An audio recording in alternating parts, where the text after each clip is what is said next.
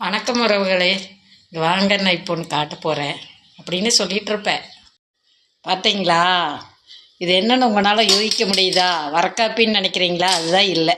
இது என்னாச்சுன்னா, நேற்று இந்த பாத்திரத்தில் பாலை வச்சு சூடு பண்ணலாம் அப்படின்னு வச்சவா நான் விட்டுட்டு மேலே மாடிக்கு என் பிள்ளை வீட்டுக்கு போயிட்டேன். அங்கே போய் கிட்டத்தட்ட 1 மணி நேரம் உட்காந்துட்டேன்.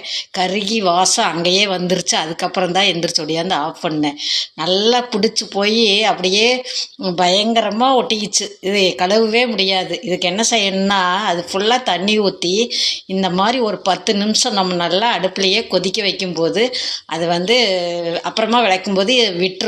இந்த மாதிரி நிறைய நிறைய பேர்த்துக்கு இந்த மாதிரி பழக்கம் இருக்கும், வச்சுட்டு மறந்துடுறது.